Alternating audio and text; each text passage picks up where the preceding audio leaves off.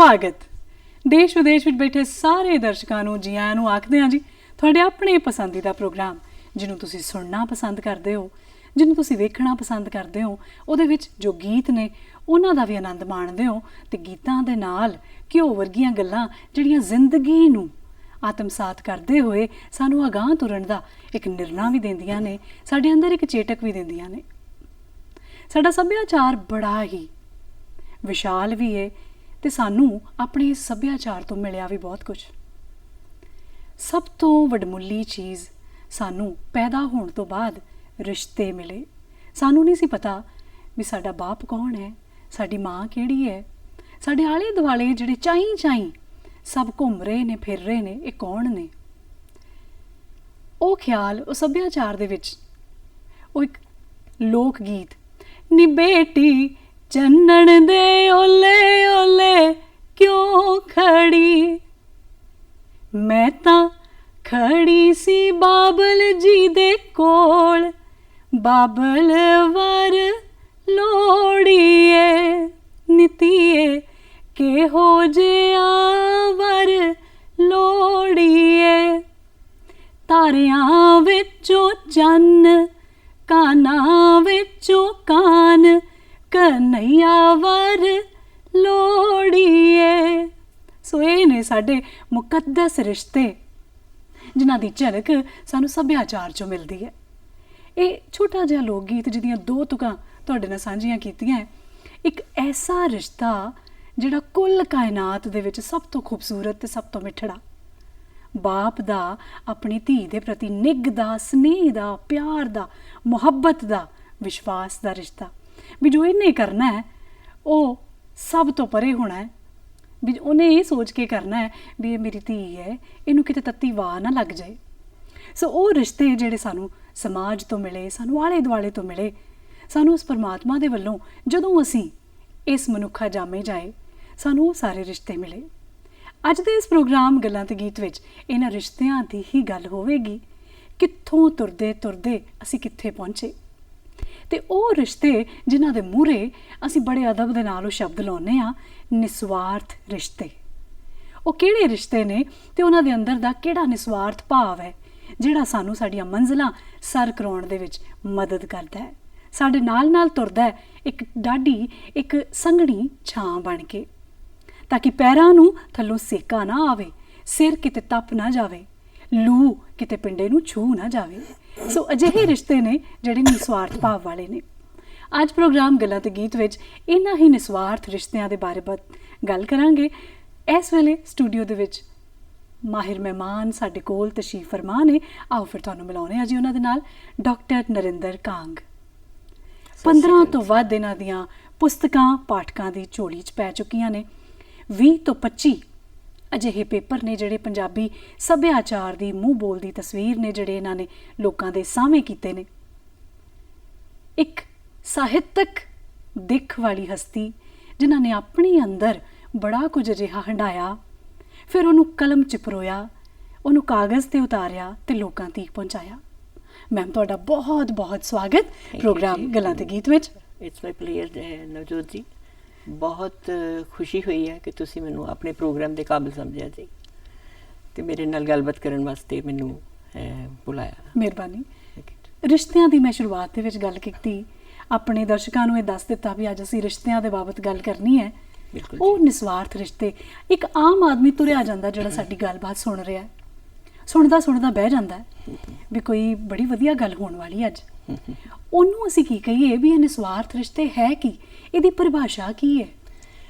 ਅਸਲ 'ਚ ਨਵਜੋਤ ਜੀ ਜੇ ਅਸੀਂ ਪਰਿਭਾਸ਼ਾ ਦੀ ਗੱਲ ਕਰੀਏ ਤਾਂ ਆਪਾਂ ਪਹਿਲਾਂ ਚੱਲ ਜਾਂਦੇ ਹਾਂ ਪਿਛੋਕੜ ਦੇ ਵਿੱਚ। ਜੀ ਜੀ। ਤੇ ਪਹਿਲਾਂ ਜਿਹੜੇ ਸਾਡੇ ਪੁਰਾਣੇ ਰਿਸ਼ਤੇ ਸੀ ਜਾਂ ਰਿਸ਼ਤੀਆਂ ਸੀਗੀਆਂ ਉਹ ਬਹੁਤ ਮਜ਼ਬੂਤ ਸੀ, ਬਹੁਤ ਮਿੱਠੀਆਂ ਸੀ, ਬਹੁਤ ਪਿਆਰੀਆਂ ਸੀ। ਵੀ ਲੋਕ ਆਪਣਾ ਰਿਸ਼ਤੇਦਾਰਾਂ ਦਾ ਆਉਣਾ ਜਾਣਾ ਆਮਦ ਲੱਗੀ ਰਹਿੰਦੀ ਸੀ ਜੀ। ਠੀਕ ਹੈ ਜੀ। ਕੋਈ ਚਾਚਾ ਹੈ, ਕੋਈ ਤਾਇਆ ਹੈ, ਕੋਈ ਮਾਸੀ ਹੈ, इस तरह के रिश्ते बहुत ज़्यादा मकबूल सन अपने चुगिरदे दे विच, अपने घरां दे विच। लेकिन हौली हौली हौली हौली अंग्रेज़ां दी आमद दे नाल फर्क पैना शुरू होया। वो इस करके कि लोकां दी सोच उस सोच तक महदूद सी ਜਿਹਦੇ ਵਿੱਚ ਅਸੀਂ ਲੈਣ ਦੇਣ ਵੀ ਇਸ ਤਰ੍ਹਾਂ ਹੀ ਕਰ ਲੈਂਦੇ ਸੀ ਕਿ ਉਹਦੇ ਘਰੋਂ ਕੌਲੀ ਸਾਗ ਦੀ ਫੜ ਲਈ, ਇੱਧਰੋਂ 2 ਫੁਲਕੇ ਲੈ ਲਏ ਜੀ ਹਨਾ। ਇਸ ਤਰ੍ਹਾਂ ਇੱਕ ਦੂਜੇ ਨਾਲ ਚੱਲਦਾ ਸੀ। ਜੀ। ਪਰ ਅੰਗਰੇਜ਼ਾਂ ਦੀ ਆਮਦ ਨੇ ਸਾਨੂੰ ਪਦਾਰਥਵਾਦ ਸਿਖਾਇਆ ਕਿ ਕਿਵੇਂ ਅਸੀਂ ਪੈਸਾ ਜਮ੍ਹਾਂ ਕਰਨਾ। ਪੈਸੇ ਦੀ ਹੋੜ ਲੱਗ ਗਈ ਜੀ। ਉਹ ਪੈਸੇ ਦੀ ਹੋੜ ਕਰਕੇ ਰਿਸ਼ਤੇ ਹੌਲੀ ਹੌਲੀ ਹੌਲੀ ਹੌਲੀ ਮਨਫੀ ਹੋਣੇ ਸ਼ੁਰੂ ਹੋ ਗਏ। ਹੌਲੀ ਹੌਲੀ ਰਿਸ਼ਤਿਆਂ 'ਚ ਤਣਾਅ ਪੈਦਾ ਸ਼ੁਰੂ ਹੋ ਗਏ, ਤਣਾਅ ਆਉਣੇ ਸ਼ੁਰੂ ਹੋ ਗਏ ਜੀ। ਸੋ ਇਸ ਤਰ੍ਹਾਂ ਨਾਲ ਰਿਸ਼ਤੇ ਜਿਹੜੇ ਨੇ ਉਹ ਹਲਕੇ ਹਲਕੇ ਮਾਈਨਸ ਹੁੰਦੇ ਹੁੰਦੇ ਮੈਨੂੰ ਲੱਗਦਾ ਨਿਰਸਵਾਰਥ ਰਿਸ਼ਤਿਆਂ ਵਿੱਚ 2 ਹੀ ਰਿਸ਼ਤੇ ਬਚੇ ਆ, ਉਹ ਮੈਂ ਬਾਅਦ 'ਚ ਗੱਲ ਕਰਾਂਗੀ ਜੀ। ਠੀਕ ਹੈ ਜੀ। ਤੇ ਬਾਕੀ ਸਾਰੇ ਰਿਸ਼ਤੇ ਜਿਹੜੇ ਨੇ ਮੇਰੇ ਹਿਸਾਬ ਨਾਲ ਫੇਕ ਨੇ ਜੀ। ਕਿ ਮੈਂ ਕਿਸੇ ਰਿਸ਼ਤੇ ਨੂੰ, ਚਾਹੇ ਉਹ ਬਲੱਡ ਰਿਲੇਸ਼ਨ ਹੋਵੇ, ਚਾਹੇ ਉਹ ਖੂਨ ਦਾ ਰਿਸ਼ਤਾ ਹੋਵੇ, ਚਾਹੇ ਉਹ ਕਿੰਨਾ ਵੀ ਕਲੋਜ਼ ਹੋਵੇ, ਚਾਹੇ ਉਹ ਆਪਣੇ ਬੱਚੇ ਹੋਣ, ਚਾਹੇ ਉਹ ਭੈਣ ਭਰਾ ਹੋਣ, ਸਭ ਰਿਸ਼ਤਿਆਂ ਨੂੰ ਮੈਂ ਹੇਚ ਗਿਣਦੀ ਹਾਂ ਸਿਰਫ ਇੱਕ ਰਿਸ਼ਤੇ ਅੱਗੇ। ਉਹ ਆਪਾਂ ਗੱਲ ਕਰਾਂਗੇ ਫਿਰ ਖੁੱਲ ਕੇ ਗੱਲ ਕਰਾਂਗੇ ਜੀ ਜੀ। ਤੇ ਮੈਂ ਇਹ ਮੰਨਦੀ ਹਾਂ ਕਿ ਅੰਗਰੇਜ਼ਾਂ ਦੀ ਆਮਦ ਨੇ ਵੀ ਸਾਨੂੰ ਥੋੜਾ ਜਿਹਾ ਖਰਾਬ ਕੀਤਾ ਕਹਿ ਸਕਦੇ ਹਾਂ ਕਿ ਪਦਾਰਥਵਾਦ ਵੱਲ ਮੋੜਿਆ ਤੇ ਸਾਡੀ ਪੈਸੇ ਦੀ ਦੌੜ ਵੱਧ ਗਈ। ਹੁਣ ਉਹਦੇ ਬਾਅਦ ਪ੍ਰਵਾਸੀਆਂ ਦੀ ਗੱਲ ਜੇ ਕਰੀਏ ਤਾਂ ਹੁਣ ਦੇ ਜਿਹੜੇ ਬੱਚੇ ਨੇ ਉਹਨਾਂ ਨੇ ਪੈਸਾ ਦੇਖ ਕੇ ਕਿ ਇੱਥੇ ਸਾਨੂੰ ਕੁਝ ਮਿਲਦਾ ਨਹੀਂ ਜਾਂ ਇੱਥੇ ਕੋਈ ਪੈਸੇ ਦੀ ਆਮਦ ਨਹੀਂ ਹੈਗੀ, ਵਿਦੇਸ਼ਾਂ 'ਚ ਜਾਣਾ ਸ਼ੁਰੂ ਕਰ ਦਿੱਤਾ। ਇਹ ਤਾਂ ਸਾਡੀ ਡਾਕਟਰ ਸਾਹਿਬ ਹੁਣ ਦੀ ਸੋਚ ਹੋ ਗਈ ਨਾ ਕਿ ਹੁਣ ਦਾ ਜਿਹੜਾ ਇੱਕ ਪਿਛਲਾ ਦਹਾਕਾ ਜਾਂ ਉਹਦੇ ਵਿੱਚ ਅੱਧਾ ਦਹਾਕਾ ਹੋਰ ਵਿੱਚ ਪਾ ਦਈਏ, ਤੇ ਉਹ ਵੀ ਨੇ ਜਿਨ੍ਹਾਂ ਨੂੰ ਖੋਰੇ 30 35 ਸਾਲ ਹੋ ਗਏ ਪ੍ਰਦੇਸਾਂ 'ਚ ਵਸਿਆਂ ਨੂੰ, ਪਰ ਉਹਨਾਂ ਦੇ ਅੰਦਰ ਆਪਣੀ ਮਿੱਟੀ ਦੀ, ਆਪਣੇ ਸੱਭਿਆਚਾਰ ਦੀ, ਆਪਣੀਆਂ ਕਦਰਾਂ ਕੀਮਤਾਂ ਦੀ ਜਿਹੜੀ ਖਿੱਚ ਹੈ ਨਾ, ਜਿਹੜੀ ਧੂ ਪੈਂਦੀ ਹੈ, ਉਹਨਾਂ ਦੇ ਅੰਦਰ ਅੱਜ ਵੀ ਵੇਖੀ ਜਾਂਦੀ ਹੈ। ਨਹੀਂ, ਮੈਂ ਉਹਨੂੰ ਦਿਖਾਵਾ ਮੰਨਦੀ ਹਾਂ ਜੀ। ਉਹ ਇਸ ਕਰਕੇ ਕਿ ਜਿਹੜੇ ਵੀ ਪ੍ਰਦੇਸ਼ 'ਚ ਵਸ ਗਏ ਨੇ ਉਹਨਾਂ ਨੂੰ ਉੱਥੋਂ ਦੇ ਮਾਹੌਲ ਦੀ ਆਦਤ ਪੈ ਗਈ ਹੈ, ਠੀਕ ਹੈ ਨਾ। ਉਹ ਇੰਡੀਆ ਨਾਲ ਇਕਸੁਰ ਨਹੀਂ ਹੋ ਸਕਦੇ, ਉਹ ਇੱਥੇ ਨਾਲ ਇਕਸੁਰ ਨਹੀਂ ਹੋ ਸਕਦੇ। ਜਿਨ੍ਹਾਂ ਨੇ ਆਪਣੇ ਘਰਾਂ ਦੇ ਵਿੱਚ ਰੁਲਦੇ ਮਾਂ-ਬਾਪ ਨਹੀਂ ਦੇਖੇ ਹਨਾ, ਮਾਂ-ਬਾਪ ਦੀ ਮਰਗ ਤੇ ਵੀ ਉਹ ਮੈਨੂੰ ਨਹੀਂ ਲੱਗਦਾ ਕਿ ਪਹੁੰਚਦੇ ਨੇ। ਕਈ ਬਾਅਦ 'ਚ ਕਿਰਿਆ ਤੇ ਪਹੁੰਚ ਜਾਂਦੇ ਨੇ ਤੇ ਕਈ ਬਸ ਉੱਥੋਂ ਹੀ ਸੁਨੇਹਾ ਦੇ ਦਿੰਦੇ ਨੇ ਕਿ ਮੇਰੀ ਮਾਂ ਵਾਸਤੇ ਆਹ ਕਰ ਦਿਓ ਤੇ ਮੇਰੇ ਡੈਡ ਵਾਸਤੇ ਇਹ ਆਸ਼ਰਮ ਖੋਲ ਦਿਓ ਜਾਂ ਗੁਰਦੁਆਰੇ 'ਚ ਇੰਨੇ ਜਮ੍ਹਾਂ ਕਰਾ ਦਿਓ ਜਾਂ ਮੰਦਿਰ 'ਚ ਇੰਨੇ ਜਮ੍ਹਾਂ ਕਰਾ ਦਿਓ ਤੇ ਪਿੰਡ ਦਾਨ ਕਰਾ ਦਿਓ ਹਨਾ। ਤੇ ਪੁਰਾਣੇ ਰਿਸ਼ਤੇ ਜਿਹੜੇ ਨੇ ਉਹਨਾਂ 'ਚ ਹੋਰ ਗੱਲ ਸੀ। ਹੁਣ ਤਾਂ ਮਾਪੇ ਜਿਹੜੇ ਨੇ ਉਹਨਾਂ ਦੀਆਂ ਅੱਖਾਂ ਜਿਹੜੀਆਂ ਨੇ ਉਹ ਧੁੰਧਾ ਜਾਂਦੀਆਂ ਨੇ ਉਡੀਕ ਕਰ ਕਰਕੇ ਆਪਣੇ ਬੱਚਿਆਂ ਦੀ ਕਿ ਸ਼ਾਇਦ ਅੱਜ ਮੇਰਾ ਪੁੱਤਰ ਆ ਜਾਵੇ ਜਾਂ ਅੱਜ ਮੇਰੀ ਬੇਟੀ ਜਿਹੜੀ ਹੈ ਉਹ ਵਿਦੇਸ਼ 'ਚ ਜਿਹੜੀ ਬੈਠੀ ਹੈ ਉਹ ਅੱਜ ਮੈਨੂੰ ਆ ਕੇ ਮਿਲ ਲਵੇ। ਪਰ ਨਹੀਂ, ਚਾਹੇ ਉਹ ਹਸਪਤਾਲਾਂ 'ਚ ਰੁਲਣ ਬਜ਼ੁਰਗ, ਪੈਸਾ ਭੇਜਣਾ ਕੋਈ ਗੱਲ ਨਹੀਂ ਹੁੰਦੀ। ਪੈਸਾ ਜਿਹੜਾ ਦੈਟ ਇਜ਼ ਅਨਦਰ ਥਿੰਗ, ਉਹ ਡਿਫਰੈਂਟ ਹੈ, ਉਹਦੇ 'ਚ ਭਾਵੁਕਤਾ ਨਹੀਂ ਹੈ। ਉਹ ਇੱਕ ਉਹਨਾਂ ਦੀ ਮਜਬੂਰੀ ਹੈ ਕਿ ਮਾਪੇ ਨੇ ਸਮਾਜ ਵਿੱਚ ਆਪਣੀ ਦਿੱਖ ਠੀਕ ਰੱਖਣ ਵਾਸਤੇ ਉਹਨਾਂ ਨੂੰ ਉਹਨਾਂ ਦੀ ਬਿਮਾਰੀ ਤੇ ਉਹਨਾਂ ਦੀ ਲੋੜ ਵੇਲੇ ਪੈਸੇ ਭੇਜਣੇ ਹੀ ਪੈਣੇ ਨੇ। ਪਰ ਮੈਂ ਤਾਂ ਕਈ ਇਹੋ ਜਿਹੇ ਵੀ ਰੁਲਦੇ ਵੇਖੇ ਮਾਪੇ ਜਿਨ੍ਹਾਂ ਦੇ ਬੱਚੇ ਬਹੁਤ ਸਮਰੱਥ ਨੇ, ਬਹੁਤ ਪੈਸਾ ਉਹਨਾਂ ਦੇ ਕੋਲ, ਬਾਹਰ ਨੇ ਤੇ ਇੱਥੇ ਉਹ ਇੱਕ ਪੁਰਾਣੇ ਘਰ ਵਿੱਚ ਫਟੇ ਕੱਪੜਿਆਂ ਦੇ ਨਾਲ ਔਰ ਮਤਲਬ ਰੁਲ ਰਹੇ ਨੇ। ਕੋਈ ਗੁਆਂਢੀ ਜਿਹੜਾ ਉਹਨਾਂ ਨੂੰ ਰੋਟੀ ਪਹੁੰਚਾ ਰਿਹਾ ਤੇ ਇੱਥੋਂ ਤੱਕ ਵੀ ਨਹੀਂ ਉਹਨਾਂ ਕੋਲ ਹੋ ਸਕਿਆ ਕਿ ਕੋਈ ਇੱਕ ਸੇਵਾ ਵਾਸਤੇ ਹੀ ਕੋਈ ਰੱਖ ਦੇਣ ਇੱਥੇ ਬੰਦਾ ਜਿਹੜਾ ਉਹਨਾਂ ਨੂੰ। ਡਾਕਟਰ ਸਾਹਿਬ ਤੁਹਾਡੀ ਇਸੇ ਗੱਲ ਦੇ ਵਿੱਚ ਨਾ ਇਹ ਅਗਲੀ ਗੱਲ ਲੁਕ ਗਈ ਵੀ ਗੁਆਂਢੀ ਸੇਵਾ ਕਰ ਰਹੇ ਨੇ। ਉਹ ਮੈਨੂੰ ਲੱਗਦਾ ਹੈ ਕਿ ਜਿਹੜੀ ਉਹ ਸੇਵਾ ਹੈ ਨਾ, ਉਹ ਰਿਸ਼ਤਾ ਜਿਹੜਾ ਉਹਨਾਂ ਦੇ ਨਾਲ ਬਣ ਗਿਆ, ਉਹ ਨਿਸਵਾਰਥ ਰਿਸ਼ਤਾ ਬਣ ਗਿਆ। ਬਿਲਕੁਲ ਉਹ ਉੱਥੋਂ ਉਹ ਉਪਜਿਆ। ਭਾਵੇਂ ਉਹਨਾਂ ਦੀ ਅੰਦਰ ਇੱਕ ਸੁਹਿਰਦਤਾ ਆਈ, ਉਹਨਾਂ ਨੇ ਵੇਖਿਆ, ਉਹਨਾਂ ਦੇ ਅੰਦਰ ਉਹ ਹਮਦਰਦੀ ਦਾ ਭਾਵ ਜਾਗਿਆ ਵੀ ਕੋਈ ਹੈ ਨਹੀਂ ਲਾਂਭੇ ਇਹਨਾਂ ਦੇ, ਕੋਈ ਆਲੇ ਦੁਆਲੇ ਹੈ ਨਹੀਂ ਇਹਨਾਂ ਦੇ ਕੋਲੇ ਜਿਹੜਾ ਇਹਨਾਂ ਦੀ ਭਾਲ ਕਰੇ, ਜਿਹੜਾ ਇਹਨਾਂ ਦੀ ਸੇਵਾ ਕਰੇ, ਤੇ ਕਿਉਂ ਨਾ ਆਪਣਾ ਹੱਥ ਵਧਾਈਏ, ਕਿਉਂ ਨਾ ਇੱਕ ਕਦਮ ਇਹਨਾਂ ਵੱਲ ਤੁਰ ਕੇ ਜਾਈਏ। ਉਸ ਦਾ ਕਾਰਨ ਇਹ ਹੈ ਕਿ ਸਾਨੂੰ ਜਿਹੜੀ ਗੁੜਤੀ ਹੈ ਨਾ ਉਹ ਸਾਨੂੰ ਰਿਸ਼ਤਿਆਂ ਦੀ ਮਿਲੀ ਹੈ ਹਨਾ। ਸਾਨੂੰ ਗੁੜਤੀ ਜਿਹੜੀ ਮਿਲੀ ਹੈ ਉਹ ਹੈ ਆਪਣਤ ਦੀ, ਰਿਸ਼ਤਿਆਂ ਦੀ। ਪਰ ਅਸੀਂ ਉਸ ਨੂੰ ਹੌਲੀ ਹੌਲੀ ਭੁੱਲ ਗਏ ਹਾਂ। ਫਿਰ ਵੀ ਆਪਾਂ ਕਿਸੇ ਨੂੰ ਦੁਖੀ ਦੇਖ ਕੇ ਥੋੜੇ ਜਿਹੇ ਉਹ, ਪਰ ਜਿਹੜੇ ਖੂਨੀ ਰਿਸ਼ਤੇ ਨੇ, ਆਪਣੇ ਬਲੱਡ ਰਿਲੇਸ਼ਨਸ ਨੇ, ਉਹਨਾਂ ਵਿੱਚ ਬਹੁਤ ਜ਼ਿਆਦਾ ਫਿੱਕ ਪੈ ਗਈ ਹੈ, ਦੂਰੀਆਂ ਪੈ ਗਈਆਂ। ਇੱਕ ਮੈਂ ਤੁਹਾਨੂੰ ਇੱਦਾਂ ਦੇ ਰਿਸ਼ਤੇ ਦੀ ਇੱਕ ਐਗਜ਼ਾਮਪਲ ਮੈਂ ਆਪਣੀ ਜ਼ਿੰਦਗੀ 'ਚੋਂ ਦਿੰਦੀ ਹਾਂ। ਜਿਸ ਤਰ੍ਹਾਂ ਤੁਸੀਂ ਕਹਿ ਰਹੇ ਹੋ ਕਿ ਉਹ ਤਾਂ ਆਏ ਗੁਆਂਢੀ ਰੋਟੀ ਦੇਣ ਕਿ ਉਹਨਾਂ ਦੇ ਮਨ 'ਚ ਆਪਣਤ ਆਈ ਹੈ ਨਾ, ਤੇ ਜਿਹੜੀ ਨਿਰਸਵਾਰਥ ਭਾਵਨਾ ਆਈ। ਮੇਰੇ ਰਿਸ਼ਤਿਆਂ 'ਚੋਂ ਦੂਰ ਦੇ ਇੱਕ ਭੂਆ ਜੀ ਨੇ ਜਿਹੜੇ ਛੋਟੇ ਹੁੰਦਿਆਂ ਹੀ ਅਸੀਂ ਦੇਖਦੇ ਸਾਂ ਕਿ ਸਾਡੇ ਘਰ ਵੀਕਐਂਡਸ ਤੇ ਆਉਂਦੇ ਹੁੰਦੇ ਸੀ। ਸ਼ਾਇਦ ਉਹ ਜੌਬ ਵਿੱਚ ਸਨ ਤੇ ਵੀਕਐਂਡਸ ਤੇ ਆਉਂਦੇ ਸੀ ਤੇ ਹਮੇਸ਼ਾ ਕਹਿੰਦੇ ਸੀ ਕਿ ਮੈਂ ਤਾਂ ਜੀ ਸਿੰਪਲ ਫੁਲਕਾ ਖਾਣਾ ਹੈ ਤੇ ਮੂੰਗੀ ਮਸਰਾਂ ਦੀ ਦਾਲ ਖਾਣੀ ਹੈ ਤੇ ਮੇਰੇ ਵਾਸਤੇ ਕੋਈ ਉਚੇਚ ਨਾ ਕਰਿਓ ਜੀ। ਬਟ ਮੈਨੂੰ ਬੜਾ ਹੀ ਚੰਗਾ ਲੱਗਦਾ ਸੀ ਕਿ ਭੂਆ ਜੀ ਆਏ ਹੋਏ ਨੇ, ਲੇਕਿਨ ਸ਼ੀ ਵਾਜ਼ ਅ ਬੈਚਲਰ ਦੈਟ ਟਾਈਮ ਜੀ।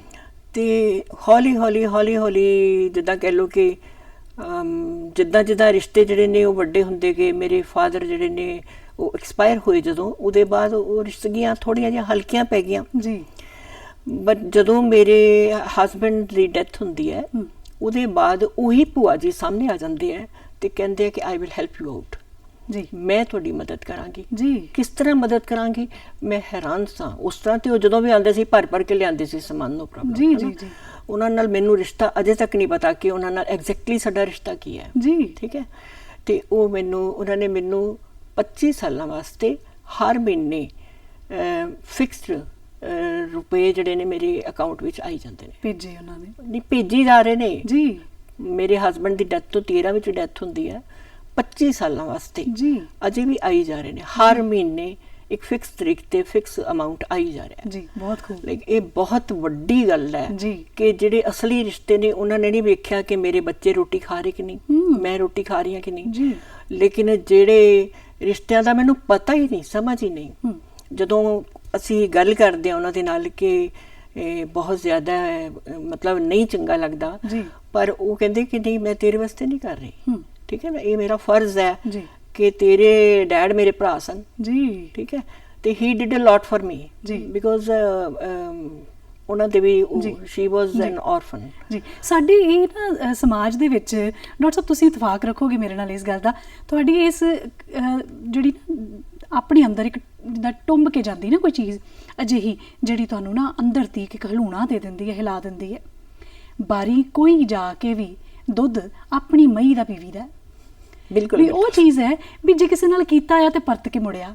ਤੁਹਾਡੇ ਪਿਤਾ ਜੀ ਨੇ ਉਹਨਾਂ ਦਾ ਖੋਰੇ ਕਿੱਦਾਂ ਸਾਥ ਨਿਭਾਇਆ ਹੋਊਗਾ, ਕਿੱਦਾਂ ਉਹਨਾਂ ਦੀ ਮਦਦ ਕੀਤੀ ਹੋਊਗੀ, ਕਿਹੜੀਆਂ ਔਕੜਾਂ ਦੇ ਵੇਲੇ ਉਹਨਾਂ ਦੇ ਨਾਲ ਖੜੇ ਰਹੇ ਹੋਣਗੇ ਤੇ ਉਹਨਾਂ ਨੂੰ ਲੱਗਿਆ ਕਿ ਮੈਂ ਜੇ ਕੋਸ਼ਿਸ਼ ਕਰ ਸਕਦੀ ਹਾਂ ਤੇ ਮੈਂ ਇੱਥੇ ਇਸ ਪਾਸੇ ਜ਼ਰੂਰ ਕੁਝ ਸਵਾਰਦੇ ਹਾਂ ਜਿਹੜਾ ਹਾਲੇ ਤੱਕ ਪ੍ਰਮਾਤਮਾ ਉਹਨਾਂ ਨੂੰ ਇੰਨੀ ਕੁ ਜ਼ਿਆਦਾ ਤੰਦਰੁਸਤੀ ਦੇਵੇ, ਉਹਨਾਂ ਨੂੰ ਜੋ ਜਿਹਦੇ ਨਾਲ ਵੀ ਉਹਨਾਂ ਦੀ ਉਹ ਆਲੇ ਦੁਆਲੇ ਦੀ ਆਪਣੇ ਰਿਸ਼ਤਿਆਂ ਦੀ ਸਾਰ ਲੈ ਸਕਦੇ ਨੇ, ਪ੍ਰਮਾਤਮਾ ਬਖੂਬੀ ਦੇਵੇ। ਸਾਡੇ ਵੱਲੋਂ ਤੇ ਇਹ ਅਰਦਾਸ ਹੈ ਉਹਨਾਂ ਲਈ।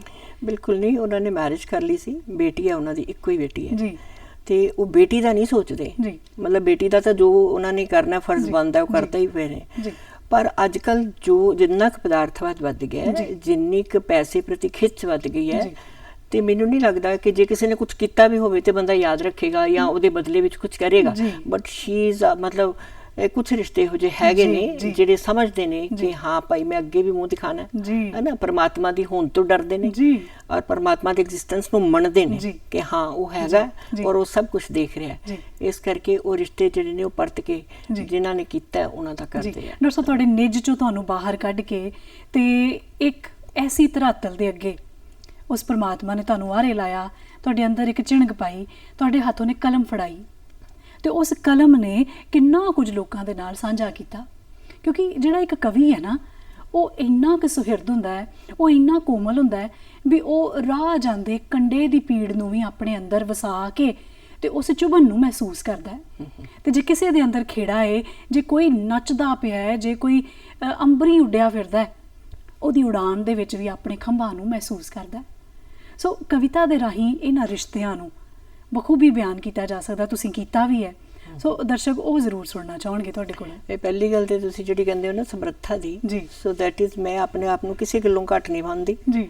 ਮੈਂ ਕਦੀ ਆਪਣੇ ਆਪ ਨੂੰ ਨਿਗੁਣੀ ਨਹੀਂ ਸਮਝਿਆ ਜੀ ਕਿ ਮੈਂ ਆਪਣੇ ਆਪ ਨੂੰ ਪੂਰੀ ਮਤਲਬ ਮੈਂ ਕਿਸੇ ਅੱਗੇ ਹੱਥ ਨਹੀਂ ਅੱਡਿਆ ਕਿ ਮੈਨੂੰ ਤੁਸੀਂ ਦਿਓ। ਬਹੁਤ ਖੂਬ। ਜਦੋਂ ਤੇ ਮੇਰੇ ਹਸਬੈਂਡ ਐਕਸਪਾਇਰ ਹੋਏ ਨੇ ਜੀ, ਮੈਂ ਉਹਦੇ ਬਾਅਦ ਆਪਣੇ ਆਪ 'ਚ ਭਾਵੇਂ ਲੂਣ ਨਾਲ ਖਾਧੀ ਹੈ ਭਾਵੇਂ ਜਿਸ ਤਰ੍ਹਾਂ ਵੀ ਹੈ ਆਪੇ ਉਸ ਸਮਰੱਥਾ 'ਚੋਂ ਮੈਂ ਇੱਕ ਕਵਿਤਾ ਲਿਖੀ ਸੀ, ਪਹਿਲਾਂ ਮੈਂ ਉਹ ਸਾਂਝੀ ਕਰਾਂਗੀ ਜ਼ਰੂਰ। ਹਾਂਜੀ, ਕਿ ਮੈਨੂੰ ਮਹਿਜ਼ ਹਰਫ ਨਾ ਸਮਝੀ, ਹਰਫ ਇੱਕੋ ਹੀ ਅੱਖਰ ਹਨ ਜੀ, ਮੈਨੂੰ ਮਹਿਜ਼ ਹਰਫ ਨਾ ਸਮਝੀ, ਮੇਰੇ ਨਾਲ ਲਫ਼ਜ਼ ਨੇ ਸਾਰੇ, ਮਹਿਕਾਂ ਬਾਗ ਦਰੀਚੇ ਗਲੀਆਂ, ਅਫਸਾਨੇ ਤੇ ਸ਼ੇਰ ਨਜ਼ਾਰੇ, ਅਫਸਾਨਾ ਮੈਂ ਅਫਸਾਨਾ ਜੀ, ਸ਼ੀਸ਼ੇ ਦੇ ਲੋਕ ਨੇ ਸਾਰੇ, ਟੁੱਟਣ ਪਿਸਣ ਰੇਜ਼ਾ ਹੋ ਹਾਦਸਿਆਂ ਦੇ ਪੁੜਨੇ ਪਾਰੇ, ਇਲਮੋਂ ਖੁੰਝੇ ਚੱਟ ਕਿਤਾਬਾਂ ਜੀ, ਇਲਮੋਂ ਖੁੰਝੇ ਖੁੰਝੇ ਚੱਟ ਕਿਤਾਬਾਂ ਖੂਬ, ਬਹੁਤ ਖੂਬ ਆਪਣੀ ਹੋਂਦ ਬਚਾਵਨ ਮਾਰੇ ਜੀ ਸੰਗ ਮਾਰੀ ਵਿੱਚ ਲੁਤਫ ਨੇ ਲੈਂਦੇ ਜੀ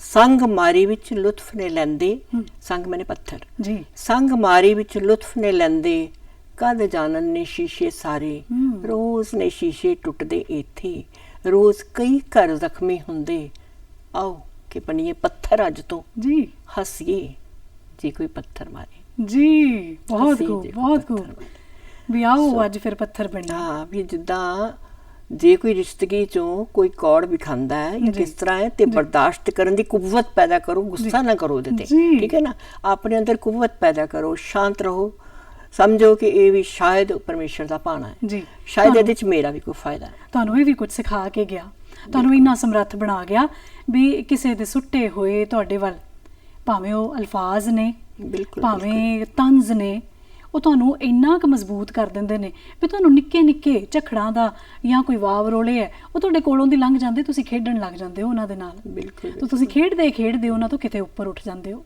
ਖੇਡਾਂ ਸੋ ਤੋਂ ਇਹ ਰਿਸ਼ਤੇ ਨੇ ਹਾਂਜੀ ਖੇਡਾਂ ਤੋਂ ਇੱਕ ਮੈਨੂੰ ਆਪਣੇ ਬਚਪਨ ਦੀ ਇੱਕ ਘਟਨਾ ਯਾਦ ਆਉਂਦੀ ਜਿਹਦੇ ਤੇ ਮੈਂ ਇੱਕ ਕਹਾਣੀ ਵੀ ਲਿਖੀ ਸੀ ਨਿੰਮ ਵਾਲੀ ਬੁੱਢੀ ਜੀ ਕਿ ਬਚਪਨ ਕਿੰਨਾ ਭੋਲ ਹੁੰਦਾ ਹੈ ਕਿੰਨਾ ਇਨੋਸੈਂਟ ਹੁੰਦਾ ਹੈ ਬਚਪਨ ਕਿ ਦੁਨੀਆਦਾਰੀ ਦਾ ਕੁਝ ਪਤਾ ਨਹੀਂ ਨਹੀਂ ਹੁੰਦਾ। ਛੋਟੀਆਂ ਛੋਟੀਆਂ ਦਰਦ ਦੇ ਮੂਮੈਂਟਸ ਦੇਖ ਕੇ ਬੰਦਾ ਇਮੋਸ਼ਨਲ ਹੋ ਜਾਂਦਾ ਜੀ, ਹੈ ਨਾ ਜੀ। ਤੇ ਮੈਂ ਛੋਟੀ ਜਿਹੀ ਬੱਚੀ ਸਾਂ ਗਲੀ 'ਚ ਖੇਡਦੀ ਸਾਂ ਤੇ ਮੈਂ ਇੱਕ ਇਕੱਠ ਗਲੀ ਦੇ ਬਾਹਰ ਮੇਨ ਵਾਲੀ ਸੜਕ ਦੇ ਉੱਪਰ ਜਾਂਦੇ ਦੇਖਿਆ ਸੜਕ ਦੇ ਨਾਲ ਹੀ ਸਾਡੀ ਪੈਂਦੀ ਸੀ ਲੇਨ ਤੇ ਤੁਸੀਂ ਯਕੀਨ ਨਹੀਂ ਮੰਨਣਾ ਕਿ ਮੈਨੂੰ ਇਦਾਂ ਲੱਗਿਆ ਕਿ ਕੁਝ ਲੈ ਕੇ ਜਾ ਰਹੇ ਨੇ ਉਹ ਚੁੱਕ ਕੇ ਜੀ ਤੇ ਕੀ ਹੈ ਮੇਰੇ ਅੰਦਰ ਕਿਉਰਿਓਸਿਟੀ ਪੈਦਾ ਹੋਈ ਨੰਗੇ ਪੈਰ ਜੁੱਤੀ ਲਾ ਕੇ ਖੇਡਦੇ ਪਏ ਸਾਂ ਆਪਾਂ ਸ਼ਾਇਦ ਉਹ ਸੀ ਜਿਹੜੇ ਆਪਾਂ ਖਿੱਦੋ ਖੁੰਡੀ ਖਿੱਦੋ ਖੁੰਡੀ ਹੋ ਗਈ Yeah. ਜਾਂ ਅੱਡੀ ਟੱਪਾ ਜਾਂ ਸਟਾਪੂ ਖੇਡਦੇ ਬਸ ਹੋਵੋਗੇ ਉਹ ਖੇਡਦੇ ਪਏ ਸੀ ਤੇ ਮੈਂ ਦੌੜ ਕੇ ਉਹਨਾਂ ਦੇ ਵਿੱਚ ਰਲ ਗਈ ਹੁਣ ਮੈਨੂੰ ਨਹੀਂ ਪਤਾ ਇਹਨਾਂ ਨੇ ਕਿੱਥੇ ਜਾਣਾ ਹੈ ਜੀ। ਤੇ ਨਾ ਮੈਂ ਕਿਸੇ ਆਪਣੇ ਸਾਥੀ ਨੂੰ ਹੋਰ ਨੂੰ ਦੱਸਿਆ ਤੇ ਨਾ ਮੈਂ ਨਾਲ ਲਿਆ ਜੀ ਮੈਂ ਉਹਨਾਂ ਦੇ ਪਿੱਛੇ ਪਿੱਛੇ ਹੋ ਗਈ ਉਹ ਕਿਸੇ ਬੁੱਢੀ ਦੀ ਡੈਥ ਹੋ ਗਈ ਸੀ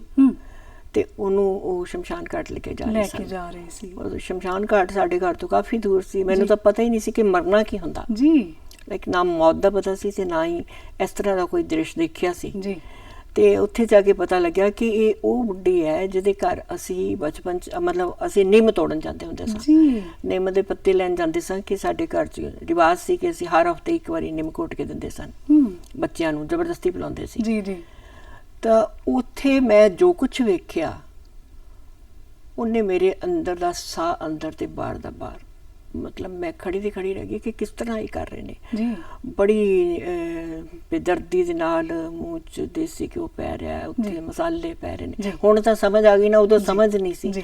ਸੋ ਉਸ ਦਾ ਮੇਰੇ ਤੇ ਬਹੁਤ ਅਸਰ ਹੋਇਆ ਤੇ ਜੀ। ਮੈਂ ਬਹੁਤ ਦੇਰ ਆਪਣਾ ਜੀਵਨ ਜਿਹੜਾ ਜੀ। ਉਹ ਨਿਰਾਸ਼ਾ ਵਿੱਚ ਜੀ। ਕੱਟਿਆ ਇਹ ਸਾਨੂੰ ਆਸ਼ਾ ਨਿਰਾਸ਼ਾ ਇਹ ਦੁਨੀਆ ਦੇ ਵਿੱਚੋਂ ਹੀ ਇਹ ਸਾਨੂੰ ਸ਼ਬਦ ਮਿਲੇ ਅਸੀਂ ਇਹਨਾਂ ਦੇ ਨਾਲ ਹੀ ਵਾਬਸਤਾ ਹੋਏ ਸਾਨੂੰ ਇਹ ਸ਼ਬਦ ਮਿਲੇ ਤੇ ਅਸੀਂ ਫਿਰ ਅਗਾਂਹ ਵਧੇ ਇਹ ਜਿਹੜੀਆਂ ਸਾਡੀਆਂ ਜ਼ਰੂਰਤਾਂ ਨੇ ਉਹਨਾਂ ਤੋਂ ਵੀ ਸਾਡੇ ਰਿਸ਼ਤੇ ਉਪਜੇ ਅਸੀਂ ਜੇ ਕੋਈ ਕੰਮਕਾਰ ਕਰ ਰਹੇ ਹਾਂ ਅਸੀਂ ਇੱਕ ਅਦਾਰੇ 'ਚ ਕੰਮ ਕਰਦੇ ਹਾਂ ਉੱਥੇ ਸਭ ਤੋਂ ਪਹਿਲਾਂ ਤੁਹਾਨੂੰ ਮਿਲਵਰਤਨ ਦਾ ਰਿਸ਼ਤਾ ਸਿਖਾਇਆ ਜਾਂਦਾ ਹੈ ਵੀ ਤੁਸੀਂ ਇੱਕ ਇਦਾਂ ਦੇ ਆਲੇ ਦੁਆਲੇ ਨੂੰ ਸਿਰਜਣਾ ਹੈ ਵੀ ਤੁਹਾਨੂੰ ਕਿਸੇ ਵੇਲੇ ਕਿਸੇ ਦੀ ਵੀ ਜ਼ਰੂਰਤ ਪੈ ਸਕਦੀ ਹੈ ਤੇ ਕਿਸੇ ਨੂੰ ਤੁਹਾਡੀ ਜ਼ਰੂਰਤ ਪੈ ਸਕਦੀ ਹੈ ਸੋ ਉੱਥੇ ਇਹ ਜਿਹੜੇ ਰਿਸ਼ਤੇ ਨੇ ਉਹਨਾਂ ਦੇ ਵਿੱਚ ਵੀ ਕੋਈ ਅਜਿਹੇ ਰਿਸ਼ਤੇ ਨੇ ਜਿਨ੍ਹਾਂ ਦੇ ਅੰਦਰ ਨਿਸਵਾਰਥ ਭਾਵ ਹੁੰਦਾ ਹੈ ਬਿਲਕੁਲ ਹੁੰਦਾ ਹੈ ਸੋ ਇਹ ਰਿਸ਼ਤਿਆਂ ਨੂੰ ਤੁਸੀਂ ਕਿਵੇਂ ਵੇਖਦੇ ਹੋ ਇਹ ਤਾਂ ਖੂਨ ਦੇ ਰਿਸ਼ਤੇ ਹੈ ਨਹੀਂ और देखो जी मैं उन इस वे जिस स्टेज से आते मैं कहूँगी कि जला न अपना था जब तक कभी सोचा ही न था जी जला न अपना था जब तक कभी सोचा ही न था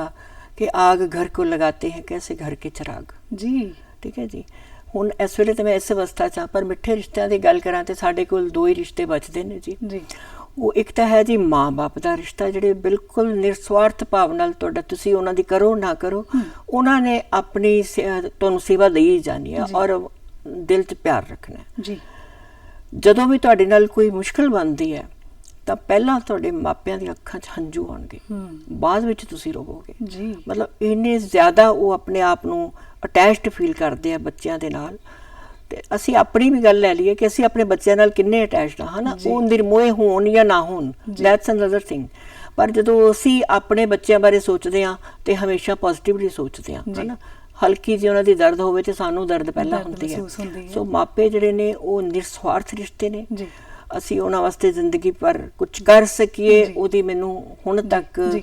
ਇਸ ਗੱਲ ਦੀ ਇੱਕ ਤਮੰਨਾ ਹੈ ਕਿ ਕਾਸ਼ ਮੈਨੂੰ ਅਗਲੇ ਜਨਮ 'ਚ ਵੀ ਉਹੀ ਮਾਪੇ ਮਿਲਣ ਜੀ। ਤਾਂ ਕਿ ਮੈਂ ਉਹਨਾਂ ਦੀ ਸੇਵਾ ਕਰ ਸਕਾਂ ਜੀ। ਜੋ ਇਸ ਜਨਮ 'ਚ ਮੈਂ ਨਹੀਂ ਕਰ ਡਾਕਟਰ ਪਾਈ ਸਾਹਿਬ, ਕਿਸੇ ਮਰਜ਼ੀ। ਇਹ ਅਜਿਹਾ ਰਿਸ਼ਤਾ ਹੈ ਜਿਹੜਾ ਤਾ ਉਮਰ ਸਾਡੇ ਨਾਲ ਚੱਲਦਾ ਹੈ। ਬਿਲਕੁਲ ਬਿਲਕੁਲ ਚੱਲਦਾ, ਜੇ ਉਹ ਨਹੀਂ ਵੀ ਹੈਗੇ ਤਾਂ ਵੀ ਉਹ ਭਾਵ ਚੱਲਦਾ ਹੈ ਨਾਲ। ਭਾਵ ਵੀ ਚੱਲਦਾ ਹੈ ਔਰ ਉਹ ਪ੍ਰੋਗਰਾਮ ਤੁਹਾਨੂੰ ਗੱਲਾਂ ਤੇ ਸੰਕੇਤ ਗੀਤ ਵੀ ਆਪਣੀਆਂ ਦਿੰਦੇ ਵੀ ਨੇ। ਗੱਲਾਂ ਨੂੰ ਥੋੜਾ ਜਿਹਾ ਵਿਰਾਮ ਦਿੰਦੇ ਆ, ਹਾਂਜੀ। ਤੁਹਾਨੂੰ ਗੀਤ ਦੇ ਨਾਲ ਜੋੜਦੇ ਆ, ਦਰਸ਼ਕਾਂ ਨੂੰ ਵੀ ਜੋੜਦੇ ਆ, ਤੇ ਇਸ ਗੀਤ ਦੇ ਵਿੱਚ ਵੀ ਅਜਿਹਾ ਭਾਵ ਹੈ, ਤੁਸੀਂ ਸੁਣੋਗੇ ਤੇ ਆਨੰਦਿਤ ਹੋਵੋਗੇ। ਬਾਬਲ ਮੇਰੀਆਂ ਗੁੱਡੀਆਂ ਤੇਰੇ ਘਰ ਰਹਿ ਗਈਆਂ। ਕੀ ਬਾਤ ਹੈ, ਬਹੁਤ ਵਧੀਆ ਗੀਤ ਹੈ। ਬਾਬਲ ਮੇਰੀਆਂ ਗੁੱਡੀਆਂ ਤੇਰੇ ਘਰ ਰਹਿ ਗਈਆਂ, ਬਾਬਲ ਮੇਰੀਆਂ ਗੁੱਡੀਆਂ ਤੇਰੇ ਘਰ ਰਹਿ ਗਈਆਂ, ਲਿਖੀਆਂ ਨਸੀਬਾਂ ਦੀਆਂ ਝੋਲੀ ਦੇ ਵਿੱਚ ਬਹਿ ਗਈਆਂ, ਬਾਬਲ ਮੇਰੀਆਂ ਗੁੱਡੀਆਂ ਤੇਰੇ ਘਰ ਰਹਿ ਗਈਆਂ, ਬਾਬਲ ਮੇਰੀਆਂ ਗੁੱਡੀਆਂ ਤੇਰੇ ਘਰ ਰਹਿ ਗਈਆਂ।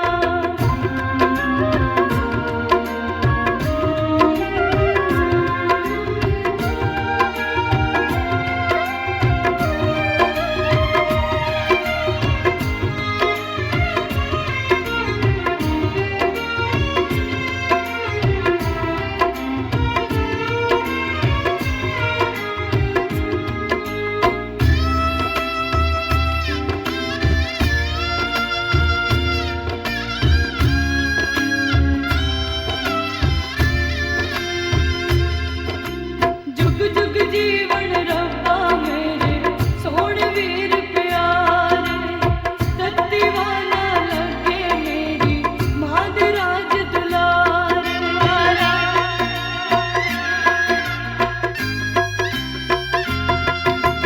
ਜੁਗ ਜੁਗ ਜੀਵਨ ਰੱਬਾ ਮੇਰੇ ਸੋਹਣ ਵੀਰ ਪਿਆਰੇ, ਤੱਤੀ ਵਾਲਾ ਲੱਗੇ ਮੇਰੀ ਮਾਂ ਦੇ ਰਾਜ ਦੁਲਾਰੇ।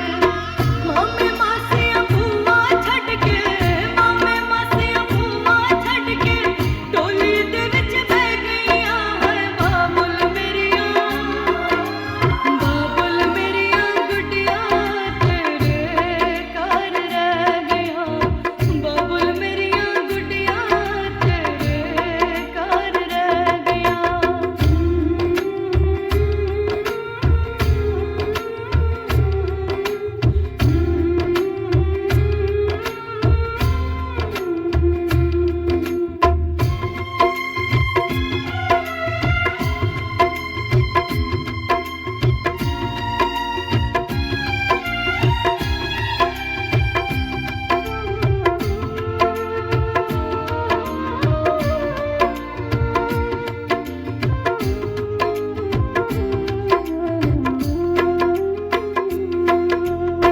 ਵਸਿਓ ਤਿਰੰਜਣ ਬਾਬੁਲ ਜਿੱਥੇ ਚਰਖਾ ਡਾਂਦੀ ਸਾਂ, ਨਾਲ ਸਹੇਲੀਆਂ ਰਲ ਮਿਲ ਕੇ ਮੈਂ ਗੀਤਿਆਂ ਦੇ ਗਾਉਂਦੀ ਸਾਂ।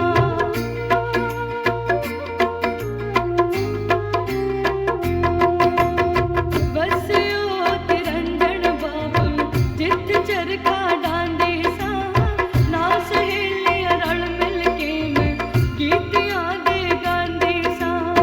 ਬਸ ਤੇਰਾ ਮਹਿਲ ਵੇ ਬਾਬੁਲ, ਬਸ ਤੇਰਾ ਮਹਿਲ ਵੇ ਬਾਬੁਲ, ਚਾਰ ਦਿਹਾੜੇ ਰਹਿ ਗਈਆਂ, ਹੈ ਬਾਬੁਲ ਮੇਰੀਆਂ ਗੁੱਡੀਆਂ ਤੇਰੇ ਘਰ ਰਹਿ ਗਈਆਂ, ਬਾਬੁਲ ਮੇਰੀਆਂ ਗੁੱਡੀਆਂ। ਬਾਬਲ ਮੇਰੀਆਂ ਗੁੱਡੀਆਂ ਤੇਰੇ ਘਰ ਰਹਿ ਗਈਆਂ। ਉਹ ਬਾਬਲੇ ਦਾ ਵਿਹੜਾ ਜਦੋਂ ਛੱਡ ਕੇ ਜਾਂਦੀ ਹੈ ਨਾ ਧੀ, ਅਗਾਂਹ ਜਾਂਦੀ ਹੈ ਪਿਛਲੇ ਕਿੰਨੇ ਸਾਰੇ ਰਿਸ਼ਤੇ ਜਿਨ੍ਹਾਂ ਦੇ ਨਾਲ ਬਹੁਤ ਦੇਰ ਤੋਂ ਜੁੜੀ ਹੋਈ ਹੈ, ਪਿਆਰ ਦੇ ਨਾਲ, ਇਤਫਾਕ ਦੇ ਨਾਲ। ਉਸ ਤੋਂ ਬਾਅਦ ਨਵੇਂ ਘਰ ਜਾਂਦੀ ਹੈ, ਨਵੇਂ ਸੁਪਨੇ ਸਿਰਜਦੀ ਹੈ, ਨਵੇਂ ਮਾਹੌਲ 'ਚ ਜਾਂਦੀ ਹੈ। ਉੱਥੇ ਜਾ ਕੇ ਫਿਰ ਕਿੰਨੇ ਸਾਰੇ ਰਿਸ਼ਤੇ ਜਿਹੜੇ ਨੇ ਉਹ ਉਹਨੂੰ ਮਿਲਦੇ ਨੇ।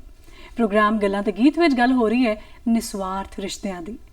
ਡਾਕਟਰ ਨਰਿੰਦਰ ਕਾਂਗ ਸਾਡੇ ਨਾਲ ਇਸ ਵਿਸ਼ੇ ਦੇ ਉੱਤੇ ਗੱਲਬਾਤ ਕਰ ਰਹੇ ਨੇ। ਮੈਮ, ਇਹ ਗਾਣਾ ਜਿਹੜਾ ਨਾ, ਇਹ ਆਪਣੇ ਆਪ ਦੇ ਵਿੱਚ ਵੀ ਇੱਕ ਲੋਕ ਗੀਤ, ਇੱਕ ਅਜਿਹਾ ਭਾਵ ਜਿਹੜਾ ਨਾ ਉਹਨੇ ਲੋਕਾਂ ਤੱਕ ਪਹੁੰਚਾਇਆ ਵੀ ਉਹ ਆਪਣਾ ਘਰ ਛੱਡ ਕੇ ਪਰਦੇਸ ਚੱਲੀ ਹੈ। ਬਿਲਕੁਲ ਬਿਲਕੁਲ। ਤੇ ਉੱਥੇ ਜਾ ਕੇ ਨਵੇਂ ਰਿਸ਼ਤੇ ਮਿਲੇ ਉਹਨੂੰ। ਉਹਨੇ ਕੋਸ਼ਿਸ਼ ਕੀਤੀ ਉਹਨਾਂ ਸਾਰਿਆਂ ਨੂੰ ਬੜਾ ਸਾਂਭ ਕੇ ਸਵਾਰ ਕੇ, ਜਿੱਦਾਂ ਅੰਗੀਠੀ ਦੇ ਉੱਤੇ ਰੰਗਲਾ ਜਾਂ ਮੇਜ਼ਪੋਸ਼ ਵਿਛਾਈਦਾ ਨਾ, ਉਹਦੇ ਉੱਤੇ ਇੱਕ ਇੱਕ ਕਰਕੇ ਧਿਆਨ ਨਾਲ ਉਹਨੇ ਸਵਾਰ ਕੇ ਰੱਖਿਆ। ਤੇ ਇਹ ਵੀ ਕੋਸ਼ਿਸ਼ ਕੀਤੀ ਵੀ ਕੋਈ ਥੱਲੇ ਨਾ ਡਿੱਗ ਜਾਵੇ, ਤਿੜਕ ਨਾ ਜਾਵੇ ਕੋਈ ਰਿਸ਼ਤਾ ਉਹਦੇ ਕੋਲੋਂ। ਸੋ ਇੱਥੇ ਵੀ ਉਹਨੇ ਕੋਸ਼ਿਸ਼ ਬੜੀ ਕੀਤੀ ਆਪਣੇ ਆਪ ਨੂੰ ਨਿਸਵਾਰਥ ਭਾਵ ਦੇ ਨਾਲ ਇਹਨਾਂ ਰਿਸ਼ਤਿਆਂ ਦੇ ਵਿੱਚ ਗਲੁੱਚ ਕਰਨ ਦੀ, ਚੱਲਣ ਦੀ। ਤੇ ਉਹ ਤੁਸੀਂ ਕਿਵੇਂ ਵੇਖਦੇ ਹੋ? ਮੈਂ ਇਹ ਸਮਝਦੀ ਹਾਂ ਕਿ ਜਿਹੜਾ ਵਿਆਹ ਦੇ ਬਾਅਦ ਦਾ ਰਿਸ਼ਤਾ ਹੈ ਉਹ ਪਹਿਲਾਂ ਤਾਂ ਪਰੀਆਂ ਵਾਂਗ ਉੱਡਦੀ ਫਿਰਦੀ ਹੈ ਕੁੜੀ, ਜੀ ਜੀ, ਕਿਉਂਕਿ ਉਹਨੂੰ ਲੱਗਦਾ ਵੀ ਕਿਆ ਬਾਤ ਹੈ ਜੀ, ਮੇਰੀ ਤਾਂ ਜ਼ਿੰਦਗੀ ਬਦਲ ਗਈ ਹੈ ਕਿਸ ਤਰ੍ਹਾਂ, ਹੈ ਨਾ। ਤੇ ਹੌਲੀ ਹੌਲੀ ਜਦੋਂ ਰਿਸ਼ਤਿਆਂ ਦੀ ਸਮਝ ਪੈਂਦੀ ਹੈ, ਖੈਰ ਮੇਰੇ ਨਾਲ ਤੇ ਕੁਝ ਵੀ ਨੈਗੇਟਿਵ ਨਹੀਂ ਹੋਇਆ ਜੀ, ਪਰ ਮੈਂ ਜਨਰਲੀ ਗੱਲ ਕਰਦੀ ਹਾਂ ਕਿ ਕਈ ਰਿਸ਼ਤਿਆਂ ਦੇ ਵਿੱਚ ਹੌਲੀ ਹੌਲੀ ਖਟਾਸ ਪੈਦਾ ਹੋ ਜਾਂਦੀ ਹੈ ਨਾ, ਇਹ ਆਫਟਰ ਮੈਰਿਜ, ਵਿਆਹ ਦੇ ਬਾਅਦ ਜੀ। ਤਾਂ ਉੱਥੇ ਨਣਦਾਂ ਦੇਵਰ ਉਹ ਭੈਣ ਭਰਾਵਾਂ ਦੀ ਬਜਾਏ ਜਾਂ ਉਹਨੂੰ ਭੈਣ ਸਮਝਣ ਦੀ ਬਜਾਏ ਉਹ ਭਾਬੀ ਹੀ ਸਮਝਣਗੇ ਤੇ ਉਹ ਥੋੜਾ ਜਿਹਾ ਜਿਹੜੀ ਹੈ ਆਪਸ ਦੇ ਵਿੱਚ ਦੂਰੀ ਜਿਹੜੀ ਆ ਉਹ ਬਣੀ ਰਹਿੰਦੀ ਹੈ। ਜਿੰਨੀ ਵੀ ਆਪਣੇ ਤੇ ਪਕਾਉਣ ਦੀ ਕੋਸ਼ਿਸ਼ ਕਰੋ, ਤੁਹਾਡੇ ਨੁਕਸ ਕੱਢੇ ਜਾਂਦੇ ਆ।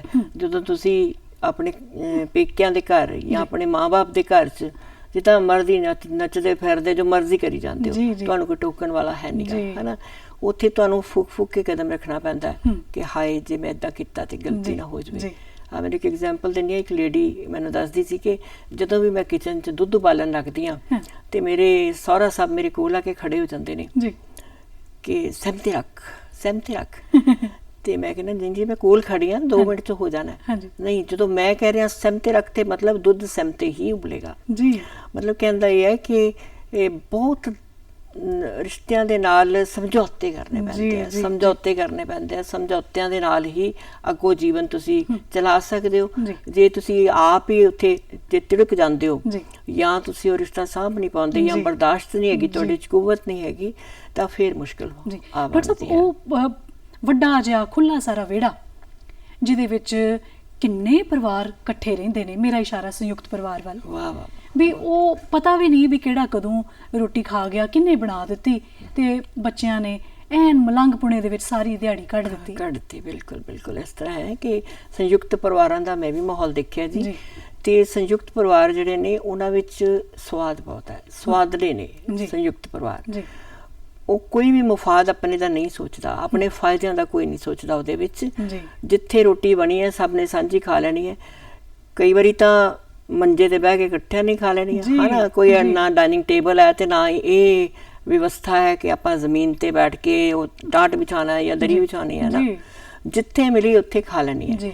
ਤੇ ਜੋ ਵੀ ਫਲ ਫਰੂਟ ਆਣਾ ਉਹ ਇਕੱਠਾ ਨਹਾਉਣ ਵਾਲੇ ਟੱਬਾਂ 'ਚ ਪੈ ਜਾਂਦਾ ਸੀਗਾ ਤੇ ਉੱਥੋਂ ਚੱਕ ਕੇ ਜਿੰਨੇ ਮਰਜ਼ੀ ਜੋ ਮਰਜ਼ੀ ਖਾਈ ਜਾਵੇ, ਕਿ ਏਦਾਂ ਪਲੇਟਾਂ ਸਜਾ ਕੇ ਜਿਵੇਂ ਅੱਜ ਕੱਲ੍ਹ ਲੈ ਕੇ ਆਉਂਦੇ ਆ ਆਪਾਂ, ਇਹ ਰਿਵਾਜ ਨਹੀਂ ਸੀਗਾ, ਗਿਣਿਆ ਨਹੀਂ ਸੀ ਜਾਂਦਾ ਕਿ ਹਾਂਜੀ ਮੈਂ ਜੀ 4 ਪੇਸਟਰੀਆਂ ਰੱਖੀਆਂ ਨੇ ਤੇ ਉਹਨੇ ਇੱਕ ਖਾਧੀ ਤੇ ਉਹਨੇ ਅੱਧੀ ਖਾਧੀ। ਨਹੀਂ, ਇਸ ਤਰ੍ਹਾਂ ਨਹੀਂ ਸੀ ਹੁੰਦਾ ਕਿ ਜੇ ਭਰੇ ਹੋਏ ਨੇ ਉਹਦੇ 'ਚ ਅੰਬ ਵੀ ਭਰੇ ਹੋਏ ਨੇ ਮੰਨ ਲਓ, ਹੈ ਟੱਬ 'ਚ ਠੰਡੇ ਕਰਨ ਲਈ, ਤਾਂ ਉੱਥੋਂ ਜਿਹੜਾ ਮਰਜ਼ੀ ਚੁੱਕ ਕੇ ਖਾਈ ਜਾਵੇ, ਕੋਈ ਨਾ ਖਾਵੇ ਜਾਂ ਕੋਈ ਖਾਈ ਜਾਵੇ, ਕੋਈ 10 ਖਾ ਲੈਂਦਾ, ਕੋਈ 1 ਵੀ ਨਹੀਂ ਖਾਂਦਾ। ਉਹ ਭੋਲੇ ਭਾਅ ਦੇ ਰਿਸ਼ਤਿਆਂ ਦੇ ਬਹੁਤ ਜ਼ਿਆਦਾ ਵਧੀਆ ਰਿਸ਼ਤੇ ਸਨ। ਉਹਦੇ 'ਚ ਪਤਾ ਹੀ ਨਹੀਂ ਲੱਗਦਾ ਸੀ ਕੌਣ ਰਿਸ਼ਤੇਦਾਰ ਆ ਰਿਹਾ ਘਰ, ਕੋਈ ਚਾਚਾ ਆ ਰਿਹਾ, ਕੋਈ ਭੂਆ ਆ ਰਹੀ ਹੈ। ਤੇ ਉਹ ਜਿਹੜੇ ਰਿਸ਼ਤੇ ਨੇ ਉਹ ਹੁਣ ਆ ਕੇ ਸਮਝ ਆਉਂਦੇ ਨੇ ਵੀ ਪਤਾ ਹੀ ਨਹੀਂ ਉਹ ਫਾਦਰ ਨਾਲ ਜਾਂ ਮਦਰ ਨਾਲ ਕਿਸ ਤਰ੍ਹਾਂ ਨਾਲ ਜੁੜੇ ਹੋਏ ਸਨ ਤੇ ਉਹ ਅਜੇ ਤੱਕ ਨਿਭਦੇ ਪਏ ਨੇ ਪੁਰਾਣੇ ਰਿਸ਼ਤੇ। ਤੁਸੀਂ ਹਿਸਾਬ ਲਾਓ ਕਿ ਅੱਜ ਜਦੋਂ ਉਹਨਾਂ ਨੂੰ ਪੈਸਿਆਂ ਦੀ ਚਮਕ ਦਿਖ ਗਈ, ਖਣਕ ਦਿਖ ਗਈ, ਖਣਕ ਸੁਣ ਗਈ, ਸੋ ਉਦੋਂ ਤੋਂ ਰਿਸ਼ਤੇ ਜਿਹੜੇ ਨੇ ਉਹਨਾਂ ਵਿੱਚ ਹਲਕੀ ਜਿਹੀ ਕੜਵਾਹਟ ਜਿਹੜੀ ਆ ਉਹ ਤੇ ਵਖਰੇਵਾਂ ਜਿਹੜਾ ਉਹ ਪੈਦਾ ਹੋਣਾ ਸ਼ੁਰੂ ਹੋ ਗਿਆ। ਉਹ ਜਿਹੜੇ ਸਾਂਝੇ ਪਰਿਵਾਰ ਨੇ ਇਹਨਾਂ ਨੂੰ ਹੌਲੀ ਹੌਲੀ ਮੈਨੂੰ ਲੱਗਦਾ ਕਿ ਪਦਾਰਥਵਾਦ ਨੇ ਹੀ ਅਲੱਗ ਕਰ ਦਿੱਤਾ। ਬਿਲਕੁਲ। ਫਿਰ ਅਸੀਂ ਪਿੰਡਾਂ ਤੋਂ ਨਿਕਲ ਕੇ ਸ਼ਹਿਰਾਂ 'ਚ ਆ ਗਏ, ਅਸੀਂ ਜਦੋਂ ਆਪਣੇ ਕੰਮ ਧੰਦਿਆਂ ਵਾਲੇ ਪਾਸੇ ਆ ਗਏ, ਉੱਥੇ ਜਾ ਕੇ ਅਸੀਂ ਹੋਰ ਰਿਸ਼ਤਿਆਂ ਦੇ ਵਿੱਚ ਉਲਝ ਗਏ। ਹੁਣ ਉਹ ਰਿਸ਼ਤੇ ਜਿਹੜੇ ਨੇ ਉਹ ਸਾਨੂੰ ਇਸ ਸਮਾਜ ਨੇ ਦਿੱਤੇ ਜਿਹਦੇ 'ਚ ਅਸੀਂ ਕੰਮ ਕਰ ਰਹੇ ਹਾਂ। ਫਿਰ ਉਸ ਤੋਂ ਬਾਅਦ ਜਦੋਂ ਸਕੂਨ ਹਾਸਲ ਕਰਨਾ ਸੀ, ਜਦੋਂ ਥੋੜ੍ਹੀ ਦੇਰ ਆਪਣੇ ਆਪ ਨਾਲ ਜੁੜਨਾ ਸੀ, ਤੇ ਫਿਰ ਉਹੀ ਰਿਸ਼ਤੇ ਕਿਉਂ ਅੱਖਾਂ ਦੇ ਸਾਹਮਣੇ ਨਜ਼ਰ ਆਉਂਦੇ ਨੇ ਵੀ ਚੱਲੀਏ ਉਹਨਾਂ ਦੇ ਕੋਲ। ਉਹ ਇਸ ਕਰਕੇ ਕਿ ਉਹਨਾਂ 'ਚ ਬਹੁਤ ਨਿੱਘ ਹੈ, ਬਹੁਤ ਮੋਹ ਹੈ। ਜਿਹੜੇ ਪੁਰਾਣੇ ਰਿਸ਼ਤੇ ਸਨ ਜਾਂ ਸੰਯੁਕਤ ਪਰਿਵਾਰ ਸਨ ਉਹਨਾਂ 'ਚ ਬਹੁਤ ਨਿੱਘ ਤੇ ਮੋਹ ਹੈ। ਬਾਕੀ ਜਿਹੜੇ ਕਹਿੰਦੇ ਹੁੰਦੇ ਨਾ ਕਿ ਜਦੋਂ ਤੱਕ ਬਾਪ ਦੀ ਜੁੱਤੀ ਪਈ ਹੈ ਉਦੋਂ ਤੱਕ ਸਾਰੇ ਬੱਝੇ ਹੋਏ ਆ ਜੀ ਹਨਾ ਜੀ ਬਾਪ ਦੀ ਜੁੱਤੀ ਗਾਇਬ ਹੁੰਦਿਆਂ ਹੀ ਰਿਸ਼ਤੇ ਵੀ ਛੜਕ ਜਾਂਦੇ ਆ ਜੀ ਹੌਲੀ ਹੌਲੀ ਇਸ ਤਰ੍ਹਾਂ ਦਾ ਮਾਹੌਲ ਬਣ ਜਾਂਦਾ ਹੈ ਕਿ ਉਹੀ ਰਿਸ਼ਤੇ ਜਿਹੜੇ ਬੜੇ ਮਿੱਠੇ ਸੀ ਜੀ। ਜਿਹੜੇ ਓਪਰੇ ਰਿਸ਼ਤੇ ਸੀ ਮਿੱਠੇ ਉਹ ਤਾਂ ਉੱਥੇ ਹੀ ਖੜੇ ਨੇ ਜਿਹੜੇ ਆਪਣੇ ਖੂਨ ਦੇ ਰਿਸ਼ਤੇ ਨੇ ਬੜੇ ਮਿੱਠੇ ਸਨ ਬਹੁਤ ਜ਼ਿਆਦਾ ਮੁਹੱਬਤ ਵਾਲੇ ਪਿਆਰ ਵਾਲੇ ਗਲਵੱਕੜੀਆਂ ਪਾਉਣ ਵਾਲੇ ਸੁਗਾਤਾਂ ਦੇਣ ਵਾਲੇ ਸਨ ਉਹ ਰਿਸ਼ਤੇ ਬਾਪ ਦੀ ਜੁੱਤੀ ਦੇ ਗਾਇਬ ਹੁੰਦਿਆਂ ਹੀ ਵੱਖਰੇ ਵੱਖਰੇ ਹੋ ਜਾਂਦੇ ਨੇ ਘਰ ਟੁੱਟ ਜਾਂਦੇ ਨੇ। ਡਾਕਟਰ ਸਾਹਿਬ ਤੁਸੀਂ ਰਿਸ਼ਤਿਆਂ ਦੀ ਨਾ ਤਿੜਕਣ ਦੀ ਗੱਲ ਕੀਤੀ ਤੁਰੇ ਤੁਰੇ ਜਾਂਦੇ ਬੜਾ ਵਧੀਆ ਸਮਾਂ ਲੰਘੀ ਜਾਂਦਾ ਹੈ ਫਿਰ ਇਹ ਛੋਟੀ ਜੀ ਖਟਾਸ ਜਿਹੜੀ ਹੈ ਉਹ ਪੂਰੇ ਰਿਸ਼ਤੇ ਦੇ ਵਿੱਚ ਵਿਗਾੜ ਪਾ ਦਿੰਦੀ ਹੈ ਤਰੇੜ ਆ ਗਈ ਚਾਹੁੰਦਿਆਂ ਵੀ ਇਹ ਤਰੇੜ ਫਿਰ ਮੁੜ ਕੇ ਭਰੀ ਨਹੀਂ ਜਾਂਦੀ ਤੁਹਾਡੀ ਕਵਿਤਾ ਇਹਦੇ ਬਾਰੇ ਇਸ਼ਾਰਾ ਕਰਦੀ ਹੈ। ਹਾਂਜੀ ਹਾਂਜੀ ਜੀ ਸੋ ਜ਼ਰੂਰ ਸੁਣਨਾ ਚਾਹਾਂਗੇ ਤੁਹਾਡੇ ਕੋਲੋਂ। ਉਹ ਹੈ ਕਿ ਮੇਰਾ ਘਰ ਹੀ ਮੈਨੂੰ ਜਾਪੇ ਜਿਕਨ ਸ਼ਹਿਰ ਖੁਦਾਵਾਂ ਦਾ ਇਹ ਤਿੜਕਣ ਦੇ ਬਾਅਦ ਦੀ ਗੱਲ ਹੈ ਜੀ ਕਿ ਹਰ ਕੋਈ ਖੁਦਾ ਬਣਿਆ ਹੋਇਆ ਠੀਕ ਹੈ ਨਾ ਮੇਰਾ ਘਰ ਹੀ ਮੈਨੂੰ ਜਾਪੇ ਜਿਕਨ ਸ਼ਹਿਰ ਖੁਦਾਵਾਂ ਦਾ ਜੀ ਕੀਲੇ ਕੌਲੇ ਕੰਧਾਂ ਛੱਤਾਂ ਲੱਭਣ ਹਰਫ ਦੁਆਵਾਂ ਦਾ ਜੀ ਕਿ ਬੰਦਾ ਉੱਥੋਂ ਰਿਲੀਜ਼ ਹੋਣ ਦੀ ਕੋਸ਼ਿਸ਼ ਕਰਦਾ ਕਿ ਕੋਈ ਦੁਆ ਕਰਦਾ ਕਿ ਹਾਏ ਮੈਨੂੰ ਇਹਨਾਂ ਰਿਸ਼ਤਿਆਂ ਤੋਂ ਮੁਕਤੀ ਦੇ ਦੇ ਜਾਂ ਫਿਰ ਤੂੰ ਪੁਰਾਣੀ ਵਾਲੀ ਸਾਂਝ ਵਾਪਸ ਲੈ ਆ ਠੀਕ ਹੈ ਕੀਲੇ ਕੌਲੇ ਕੰਧਾਂ ਛੱਤਾਂ ਲੱਭਣ ਹਰਫ ਦੁਆਵਾਂ ਦਾ। ਫਿਰ ਜਦੋਂ ਬਾਪ ਚਲਾ ਜਾਂਦਾ ਤਾਂ ਸੁੰਨਾ ਵਿਹੜਾ ਕਾਗ ਵੀ ਸਹਿਮੇ ਮਰ ਗਿਆ ਚਾ ਚਾਵਾਂ ਦਾ ਧੁੱਪ ਵੀ ਡਰਦੀ ਕੰਬਦੀ ਲੰਘੇ ਚੁੱਪੇ ਸ਼ੋਰ ਹਵਾਵਾਂ ਦਾ ਬੱਦਲ ਘਿਰ ਪੱਲਾ ਕਰਦੇ ਨੀਰ ਕਿਉਂ ਸੁੱਕਿਆ ਭਾਵਾਂ ਦਾ ਇਮੋਸ਼ਨਸ ਖਤਮ ਹੋ ਜਾਂਦੇ ਆ ਬਹੁਤ ਨੀਰ ਕਿਉਂ ਸੁੱਕਿਆ ਭਾਵਾਂ ਦਾ ਖਾਬ ਸੁਨਹਿਰੀ ਜਿਹੜੇ ਬਾਪ ਦੇ ਹੁੰਦਿਆਂ ਖਾਬ ਸਜਾਏ ਹੁੰਦੇ ਆ ਜੀ ਖਾਬ ਸੁਨਹਿਰੀ ਉੱਡ ਪੁੱਡ ਗਏ ਸਭ ਚੁੱਪੇ ਸ਼ੋਰ ਹਵਾਵਾਂ ਦਾ ਚੱਤੋ ਪੈਰ ਹੀ ਵੱਧਦਾ ਜਾਵੇ ਕਦ ਕੁਝ ਹੋਰ ਬਲਾਵਾਂ ਦਾ ਤੱਤੇ ਰੁੱਖ ਤੱਤੇ ਗਰਮ ਜੀ ਤੱਤੇ ਰੁੱਖ ਤੇ ਸਰਦ ਨੇ ਧੁੱਪਾਂ ਕੀ ਬਾਤ ਹੈ ਤੱਤੇ ਰੁੱਖ ਤੇ ਸਰਦ ਨੇ ਧੁੱਪਾਂ ਸਰਦ ਨੇ ਧੁੱਪਾਂ ਯੈਸ ਤੱਤੇ ਰੁੱਖ ਆਪੋਜ਼ਿਟ ਲੱਗ ਗਿਆ ਸਾਰਾ ਕੁਝ ਤੱਤੇ ਰੁੱਖ ਤੇ ਸਰਦ ਨੇ ਰੁੱਖਾਂ ਨੇ ਛਾਂ ਦੇਣੀ ਹੁੰਦੀ ਉਹ ਤੱਤੇ ਹੋ ਗਏ ਨੇ ਧੁੱਪ ਨੇ ਗਰਮਾਹਟ ਦੇਣੀ ਹੁੰਦੀ ਹੈ ਜੀ ਉਹ ਸ਼ੀਤ ਹੋ ਗਿਆ ਹਨਾ ਤੱਤੇ ਰੁੱਖ ਤੇ ਸਰਦ ਨੇ ਧੁੱਪਾਂ ਜੀ ਕਦ ਕੁਝ ਹੋਰ ਚੱਤੋ ਪੈਰ ਹੀ ਵੱਧਦਾ ਜਾਵੇ ਕਦ ਕੁਝ ਹੋਰ ਬਲਾਵਾਂ ਦਾ ਤੱਤੇ ਰੁੱਖ ਤੇ ਸਰਦ ਨੇ ਧੁੱਪਾਂ ਮੁੱਕ ਗਿਆ ਮਾਣ ਭਰਾਵਾਂ ਦਾ ਕਿ ਉਹੀ ਭਰਾ ਜਿਹੜੇ ਤੁਹਾਨੂੰ ਸਿਕਿਉਰ ਕਰਦੇ ਆ ਜਿਹੜੇ ਤੁਹਾਨੂੰ ਸੁਗਾਤਾਂ ਦਿੰਦੇ ਆ ਜਿਹੜੇ ਤੁਹਾਡੇ ਨਾਲ ਮਿੱਠਾ ਬੋਲਦੇ ਆ ਵਰਤਦੇ ਆ ਕਿਉਂਕਿ ਬਾਪ ਦੀ ਜੁੱਤੀ ਪਈ ਹੈ ਨਾ ਬਾਪ ਸਿਰ ਤੇ ਆ ਸੋ ਉਹ ਜਿਹੜੇ ਰਿਸ਼ਤੇ ਨੇ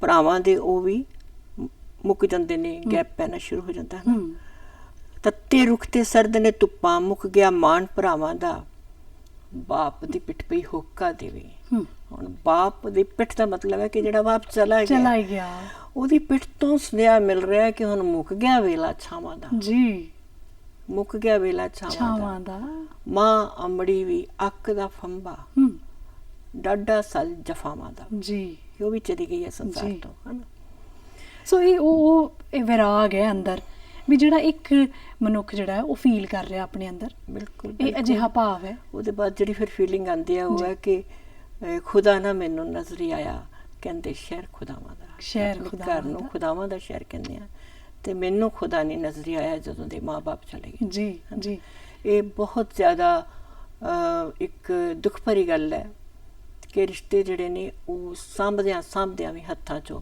ਫਿਸਲ ਜਾਂਦੇ ਨੇ ਬਹੁਤ ਹੀ ਜ਼ਿਆਦਾ ਇਹ ਪਰ ਮੈਂ ਇੱਕ ਰਿਸ਼ਤਾ ਜਿਹੜਾ ਉਹ ਬਹੁਤ ਮਜ਼ਬੂਤ ਮੰਨਦੀ ਹਾਂ ਜਿਹੜਾ ਅੰਤ ਤੱਕ ਸਾਥ ਨਿਭਦਾ ਹੈ ਉਹ ਹੈ ਪਰਮਾਤਮਾ ਦੇ ਨਾਲ ਇੱਕ ਜੋੜ ਹੈ ਨਾ ਅਸੀਂ ਭਾਵੇਂ ਅਧਿਆਤਮਕ ਗੱਲ ਨਹੀਂ ਕਰ ਰਹੇ ਬਟ ਮੈਂ ਇਹ ਸਮਝਦੀ ਹਾਂ ਕਿ ਅਧਿਆਤਮਕ ਪੱਖੋਂ ਅਸੀਂ ਕਿਤੇ ਨਾ ਕਿਤੇ ਉਹਦੇ ਨਾਲ ਜੁੜਦੇ ਹਾਂ ਹੈ ਨਾ ਅਸੀਂ ਉਹਦੀ ਪ੍ਰੈਜ਼ੈਂਸ ਨੂੰ ਫੀਲ ਕਰਦੇ ਹਾਂ ਅਸੀਂ ਇਹ ਸੋਚਦੇ ਹਾਂ ਕਿ ਕੋਈ ਤਾਂ ਸ਼ਕਤੀ ਹੈ ਜਿਹੜੀ ਇਸ ਸੰਸਾਰ ਨੂੰ ਚਲਾ ਰਹੀ ਹੈ ਨਾ ਜੇ ਅਸੀਂ ਮੈਡੀਟੇਟ ਕਰੀਏ ਉਹਨੂੰ ਧਿਆਨ ਚ ਲਿਆਈਏ ਤਾਂ ਉਹ ਤੁਹਾਡੀ ਸਵਾਲਾਂ ਦੇ ਜਵਾਬ ਵੀ ਦੇਗਾ ਹਨਾ ਕਿਉਂਕਿ ਇੱਕ ਇਟਰਨਲ ਪਾਵਰ ਹੈਗੀ ਹੈ ਜਿਹੜੀ ਪੱਕਾ ਤੇ ਸੱਚਾ ਰਿਸ਼ਤਾ ਹੈ ਜਿਹੜਾ ਤੁਹਾਨੂੰ ਦੁੱਖ ਚ ਨਹੀਂ ਦੇਖ ਸਕਦਾ ਦੁੱਖ ਵੇਲੇ ਤੁਹਾਡੇ ਨਾਲ ਖੜੇਗਾ ਜੇ ਤੁਸੀਂ ਉਹਨੂੰ ਆਵਾਜ਼ ਮਾਰਦੇ ਹੋ ਕਿ ਦਰਵਾਜ਼ਾ ਖੜਕਾਓ ਤੇ ਖੋਲਿਆ ਜਾਏਗਾ ਹਨਾ ਉਹਦਾ ਦਰ ਖੜਕਾਓਗੇ ਤਾਂ ਉਹ ਜ਼ਰੂਰ ਖੋਲੇਗਾ definitely he will come to you ਔਰ ਜੀ। ਹੈਲਪ। ਡਾਕਟਰ ਸਾਹਿਬ ਇਹ ਜਿਹੜੇ ਸਾਰੇ ਰਿਸ਼ਤੇ ਨੇ ਇਹ ਸਾਨੂੰ ਇੱਥੇ ਦੁਨੀਆ 'ਚ ਆਇਆਂ ਤੇ ਮਿਲੇ। ਇਹਨਾਂ ਰਿਸ਼ਤਿਆਂ ਦੇ ਵਿੱਚ ਜਿਹੜਾ ਅਸੀਂ ਨਿਸਵਾਰਥ ਭਾਵ ਲੱਭਣ ਦੀ ਕੋਸ਼ਿਸ਼ ਕਰਦੇ ਹਾਂ ਜਾਂ ਉਹਦੀ ਇੱਕ ਨਵੀਂ ਇਬਾਰਤ ਬਣਾਉਣ ਦੀ ਕੋਸ਼ਿਸ਼ ਕਰਦੇ ਹਾਂ, ਹਾਂਜੀ। ਕਿਵੇਂ ਹੌਲੀ ਹੌਲੀ ਤੁਰਦੇ ਇਹਨਾਂ ਵੱਲ ਜਾਈਏ ਵੀ ਇਹ ਸਾਨੂੰ ਰਿਸ਼ਤੇ ਜਿਹੜੇ ਨੇ ਨਾ ਅੱਗਿਓਂ ਆਪ ਗਲਵੱਕੜੀ ਪਾ ਲੈਣ? ਇਸ ਤਰ੍ਹਾਂ ਹੈ ਕਿ ਮੈਂ ਇਹ ਫੀਲ ਕਰਦੀ ਹਾਂ ਕਿ ਜਿਹੜੇ ਰਿਸ਼ਤੇ ਤਿੜਕ ਗਏ ਨੇ ਜੀ। ਉਹਨਾਂ ਨੂੰ ਦੁਬਾਰਾ ਜੋੜੀਏ ਤਾਂ ਵੀ ਉਹ ਲੀਕ ਕਰਦੇ ਆ। ਮਨ ਪਾਣੀ ਬਾਹਰ ਆਉਂਦਾ, ਇੱਕ ਭਾਂਡਾ ਤਿੜਕ ਗਿਆ, ਜੀ। ਉਹਨੂੰ ਤੁਸੀਂ ਜੋੜ ਦਿਓਗੇ, ਉਹ 'ਚ ਪਾਣੀ ਭਰੋਗੇ, ਪਾਣੀ ਫਿਰ ਬਾਹਰ ਆਏਗਾ। ਜੀ। ਤਿੜਕੇ ਰਿਸ਼ਤਿਆਂ ਨੂੰ ਸਾਂਭਣਾ ਬਹੁਤ ਔਖਾ ਹੈ, ਬਹੁਤ ਮੁਸ਼ਕਲ ਹੈ। ਜੀ, ਠੀਕ ਹੈ ਜੀ। ਜਦੋਂ ਤੁਸੀਂ ਇਹਨਾਂ ਰਿਸ਼ਤਿਆਂ ਦੇ ਨਾਲ ਜਦੋਂ ਗੈਦਰਿੰਗਸ ਹੁੰਦੀਆਂ ਨੇ, ਤੁਹਾਡੇ ਸੰਯੁਕਤ ਪਰਿਵਾਰ ਨੇ, ਜਦੋਂ ਤੁਹਾਡਾ ਕੋਈ ਵਿਆਹ ਸ਼ਾਦੀ ਹੈ ਜਾਂ ਮਰਗ ਦਾ ਕੋਈ ਦੁੱਖ ਹੈ, ਕੋਈ ਸੁੱਖ ਕੋਈ ਦੁੱਖ ਹੈ, ਕੋਈ ਸੁੱਖ ਹੈ, ਤੁਹਾਨੂੰ ਉੱਥੇ ਜਾਣਾ ਪੈਂਦਾ ਹੈ ਨਾ। ਚਾਹੇ ਉਹ ਰਿਸ਼ਤੇ ਦੇ ਨਾਲ ਤੁਹਾਡੀ ਬਣਦੀ ਹੈ ਜਾਂ ਨਹੀਂ ਬਣਦੀ, ਪਰ ਤੁਹਾਨੂੰ ਜਾਣਾ ਪੈਂਦਾ। ਉੱਥੇ ਤੁਹਾਨੂੰ ਸਭ ਰਿਸ਼ਤੇ ਮਿਲਦੇ ਆ, ਉਹ ਵੀ ਜਿਹੜੇ ਤਿੜਕ ਗਏ ਆ, ਤੇ ਉਹਨਾਂ ਨਾਲ ਰਾਮ ਕਲਮ ਤਾਂ ਹੁੰਦੀ ਹੈ ਜੀ। ਡਾਕਟਰ ਸਾਹਿਬ ਇਹ ਨਹੀਂ ਲੱਗਦਾ ਕਿਤੇ ਦਿਲ ਦੇ ਅੰਦਰ ਥੋੜਾ ਜਿੰਨਾ ਇਹ ਭਾਵ ਆਪਣੇ ਅੰਦਰ ਲੁਕੋ ਕੇ ਰੱਖੀਏ ਵੀ ਜੇ ਕੱਲ ਨੂੰ ਮੇਰੇ ਨਾਲ ਸਹੀ ਵਤੀਰੇ ਵਾਲਾ ਹੋਏ ਤੇ ਮੈਂ 2 ਪੈਰ ਅੱਗੇ ਵੱਧ ਕੇ ਘੁੱਟ ਕੇ ਅੱਗੇ ਆਪ ਗਲਵਕੜੀ ਪਾ ਕੇ ਮਿਲਾਂਗਾ? ਬੇਸ਼ੱਕ ਮਿਲਣਾ ਚਾਹੀਦਾ ਹੈ, ਬੇਸ਼ੱਕ ਮਿਲਣਾ ਚਾਹੀਦਾ ਹੈ। ਇਹ ਰਿਸ਼ਤੇ ਜਿਹੜੇ ਨੇ ਮੁੜ ਕੇ ਨਹੀਂ ਲੱਭਦੇ, ਪਰ ਜਿੱਥੇ ਤੁਸੀਂ ਬਹੁਤ ਜ਼ਿਆਦਾ ਨੈਗੇਟਿਵਿਟੀ ਦੇਖ ਲੈਂਦੇ ਹੋ ਨਾ, ਜਿੱਥੇ ਤੁਹਾਨੂੰ ਲੱਗਦਾ ਹੈ ਕਿ ਨਹੀਂ ਇਹ ਅੰਦਰੋਂ ਮੇਰੇ ਲਈ ਸੱਕਾ ਨਹੀਂ ਹੋ ਸਕਦਾ, ਜਿੰਨਾ ਮਰਜ਼ੀ ਮੈਂ ਇਹਦੇ ਨਾਲ ਗਲਵਕੜੀਆਂ ਪਾ ਲਵਾਂ, ਪਰ ਇਹ ਮੇਰੇ ਨਾਲ ਸਾਹਮਣੇ ਤਾਂ ਮਿੱਠਾ ਰਹੇਗਾ, ਪਰ ਅੰਦਰ ਖਾਤੇ ਪਤਾ ਨਹੀਂ, ਮੈਨੂੰ ਲੱਗਦਾ ਹੈ ਕਿ ਇਹ ਮੇਰਾ ਵੈਲ ਵਿਸ਼ਰ ਨਹੀਂ ਹੈ। ਠੀਕ ਹੈ ਨਾ, ਉੱਥੇ ਤੁਸੀਂ ਥੋੜਾ ਜਿਹਾ ਖਮ ਖਾਂਦੇ ਹੋ। ਇਹਨਾਂ ਨਿਸਵਾਰਥ ਰਿਸ਼ਤਿਆਂ ਨੂੰ ਜਾਂਦੇ ਜਾਂਦੇ ਇੱਕ ਆਪਣੇ ਵੱਲੋਂ ਇੱਕ ਅਸੀਸ, ਆਪਣੇ ਵੱਲੋਂ ਇੱਕ ਅਜਿਹਾ ਕਥਨ ਜ਼ਰੂਰ ਦੇ ਕੇ ਜਾਓ। ਹਾਂਜੀ, ਮੈਂ ਇਹ ਚਾਹਾਂਗੀ ਕਿ ਪ੍ਰਮਾਤਮਾ ਕਰੇ ਨਿਸਵਾਰਥ ਰਿਸ਼ਤੇ ਬਣੇ ਰਹਿਣ ਜੀ, ਹੈ ਨਾ। ਮੈਂ ਚਾਹੁੰਦੀ ਹਾਂ ਕਿ ਸਾਰੇ ਲੋਕ ਜਿਹੜੇ ਨੇ, ਸਭ ਤੋਂ ਪਹਿਲਾ ਰਿਸ਼ਤਾ ਜਿਹੜਾ ਉਹ ਮਾਂ-ਬਾਪ ਦਾ ਰਿਸ਼ਤਾ ਜੀ, ਉਹਦੇ ਬਾਅਦ ਆਪਾਂ ਪ੍ਰਮਾਤਮਾ ਨੂੰ ਮੰਨਦੇ ਹਾਂ, ਕਿਉਂਕਿ ਅਸੀਂ ਜਦੋਂ ਅੱਖ ਖੋਲੀ ਹੈ ਤੇ ਅਸੀਂ ਆਪਣੀ ਮਾਂ ਨੂੰ ਦੇਖਿਆ। ਠੀਕ ਹੈ ਜੀ। ਤੇ ਮਾਂ-ਬਾਪ ਜਿੰਨੇ ਵੀ, ਮੈਂ ਪ੍ਰਵਾਸੀ ਭਰਾਵਾਂ ਨੂੰ ਤੇ ਭੈਣਾਂ ਨੂੰ ਵੀ ਬੇਨਤੀ ਕਰਦੀ ਹਾਂ ਕਿ ਉਹ ਸਾਰੇ ਦੇ ਸਾਰੇ ਆਪਣੇ ਮਾਂ-ਬਾਪ ਦੇ ਰਿਸ਼ਤੇ ਨੂੰ ਪਛਾਣਦੇ ਹੋਏ ਅੰਤ ਤੱਕ ਉਹਨਾਂ ਦੀ ਸੇਵਾ ਕਰੋ। ਜੇ ਉੱਥੇ ਬੈਠੇ ਸੇਵਾ ਨਹੀਂ ਕਰ ਸਕਦੇ, ਕੋਈ ਨਾ ਕੋਈ ਐਸਾ ਅਸੀਂ ਸਬੀਲ ਬਣਾਓ ਕਿ ਉਹਨਾਂ ਨੂੰ ਇੱਥੇ ਕਿਸੇ ਕਿਸਮ ਦੀ ਚਿੰਤਾ ਜਾਂ ਦੁੱਖ ਨਾ ਹੋਵੇ। ਤੇ ਤੁਹਾਡੇ ਕੋਲ ਪੈਸਿਆਂ ਦੀ ਕਮੀ ਨਹੀਂ, ਤੁਸੀਂ ਵੇਲੇ ਕੁਵੇਲੇ ਇੱਥੇ ਆ ਕੇ ਇੱਕ ਝਲਕ ਆਪਣੇ ਮਾਪਿਆਂ ਨੂੰ ਦਿਖਲਾ ਜ਼ਰੂਰ ਮਿਲੋ ਉਹਨਾਂ ਨੂੰ। ਮੇਰਾ ਇਹੀ ਸੁਨੇਹਾ, ਬਾਕੀ ਅੰਦਰਾਂ ਦੇ ਅੰਦਰ ਇੱਕ ਠੰਡ ਪਹੁੰਚੇ ਉਹਨਾਂ ਨੂੰ। ਤੇ ਰੱਬ ਜਿਹੜਾ ਰੱਬ ਅੱਗੇ ਵੀ ਮੈਂ ਕਹਿੰਦੀ ਹਾਂ ਕਿ ਤੁਸੀਂ ਦੁਆ ਕਰੋ ਕਿ ਉਹ ਤੁਹਾਨੂੰ ਹਮੇਸ਼ਾ ਸਲਾਮਤ ਰੱਖੇ ਤੇ ਰਿਸ਼ਤਿਆਂ ਦੇ ਪਛਾਣਨ ਵਾਸਤੇ ਤੁਹਾਡੀ ਮਦਦ ਕਰੇ, ਔਰ ਇਸ ਜਿਹੜੀ ਰਿਸ਼ਤਗੀ ਹੈ, ਤੁਹਾਡੀ ਨਿਰਸਵਾਰਥ ਰਿਸ਼ਤਗੀ ਹੈ, ਇਹਨੂੰ ਨਿਭਦੀ ਰਵੇ। ਜੀ ਡਾਕਟਰ ਸਾਹਿਬ, ਤੁਸੀਂ ਸਟੂਡੀਓ ਵਿੱਚ ਆਏ, ਇਹਨਾਂ ਰਿਸ਼ਤਿਆਂ ਦੇ ਉੱਤੇ ਬੜੀ ਪੁਖਤਗੀ ਦੇ ਨਾਲ ਤੁਸੀਂ ਝਾਤ ਪਾਈ। ਬਹੁਤ ਬਹੁਤ ਧੰਨਵਾਦ। ਦਰਸ਼ਕਾਂ ਦਾ ਵੀ ਬਹੁਤ ਬਹੁਤ ਧੰਨਵਾਦ। ਸ਼ੁਕਰੀਆ ਨਵਜੋਤ ਜੀ, ਸ਼ੁਕਰੀਆ। Let's go. ਸ਼ੁਕਰੀਆ।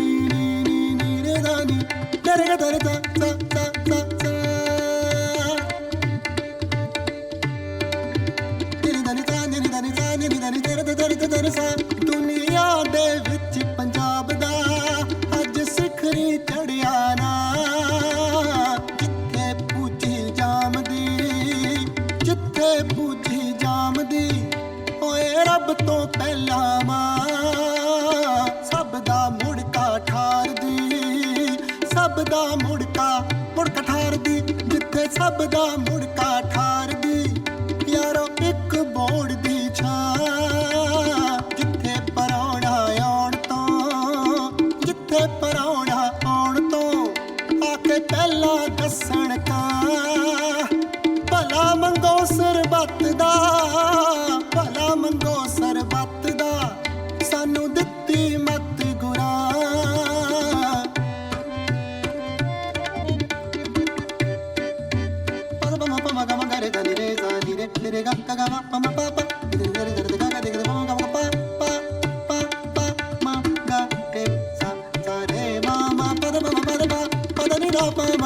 Mama,